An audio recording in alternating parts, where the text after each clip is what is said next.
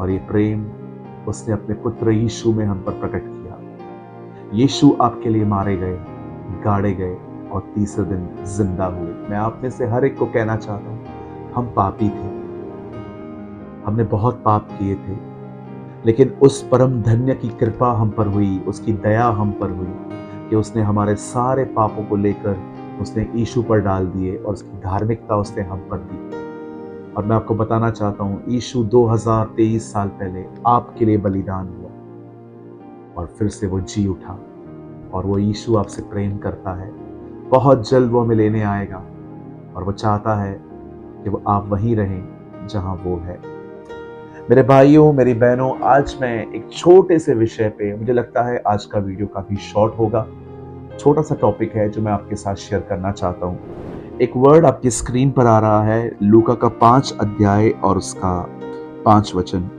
शिमोन ने उसको उत्तर दिया, हे स्वामी, हमने सारी रात मेहनत की और कुछ न पकड़ा, तो भी तेरे कहने से मैं जाल डालूंगा। हमारे लाइफ में हम बहुत बार अपनी बिजनेस, अपनी जॉब और बहुत सारी चीजों में हम असफलताएं देखते हैं, अनसक्सेस।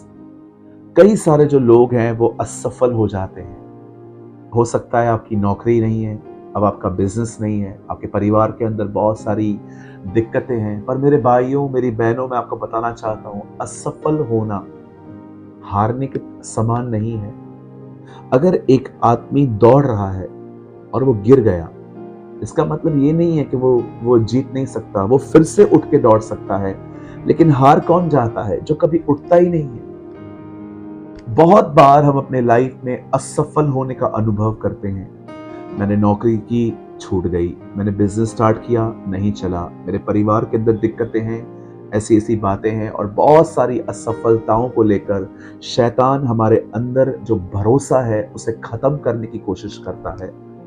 वो बार बार हमें हमारे फेल्यूर्स दिखाता है ताकि हम उन्हीं चीजों के बारे में सोचते रहें और सोचते सोचते हम एफर्ट्स डालना ही बंद कर दें। मैं आप में से हर एक को कहना चाहता हूं, मेरे भाइयों, मेरी बहनों, परमेश्वर आपकी असफलताओं को लेकर भी कुछ महान कर सकता है और वो जरूर करेगा। आमीन। बाइबल कहती है, एक रात पतरस अपनी नाव में मछलियां पकड़ने के लिए गया। हम सभी जानते हैं कि पतरस ने सारी रात बहुत मेहनत की, पर उसे कहां पर भी कुछ भी नहीं मिला।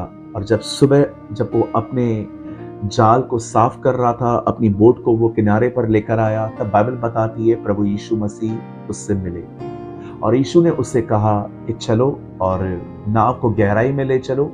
और वचन कहता है, ये सुनने के बाद पतरस ने प्रभु से कहा, प्रभु, हमने पूरी रात मेहनत की है पर हमने कुछ नहीं पकड़ा है, पर तो भी आप कह रहे हो हम जाल डालेंगे।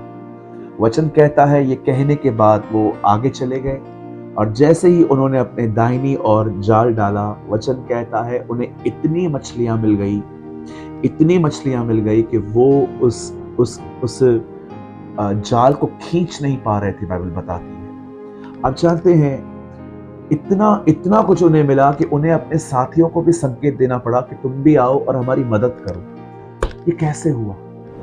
मैं जानता हूं, इस जीवन में जीने के लिए हमारी बहुत सारी बेसिक नीड्स होती हैं, खाना, पीना, कपड़े, रहना, हमारे बच्चों को अच्छी एजुकेशन मिले, हमारे बच्चों की शादियां अच्छी जगहों पर हो। मैं जानता हूं हर पेरेंट्स का, हर परिवार का ये एक ड्रीम होता है कि चलो हम भले ही बड़े व्यक्ति न बने पर हमारी बेसिक जरूरतें तो पूरी हो। और परमेश्वर ने भी अपने वचन में कहा है कि वो हमारी आवश्यकताओं को पूरा करेगा, न कि हमारी ख्वाहिशों को। क्योंकि कई बार ख्वाहिशें ऐसी होती हैं जो आपको कुछ समय के लिए खुश रख सकती हैं, लेकिन बाद में आपको वो दुख देंगी। आप जानते हैं, जब पहली बार पतरस गया तो वो अकेला था, उसे कोई मछली न मिली। कई बार हमने भी, हमारे साथ भी ऐसा ही हुआ है। लेकिन जब दूसरी बार पतरस यीशु के साथ गया, बाइबल बताती है उसे उस समय मछलियां मिली जिस समय मछलियां किसी को नहीं मिलती। एक बात याद रखिएगा, एक विश्वासी की जिंदगी में कभी इस बात की चिंता नहीं होनी चाहिए कि सीजन है तो मैं कमाऊंगा, अगर सीजन नहीं होगी तो मैं नहीं कमा पाऊंगा। आपका घर, आपका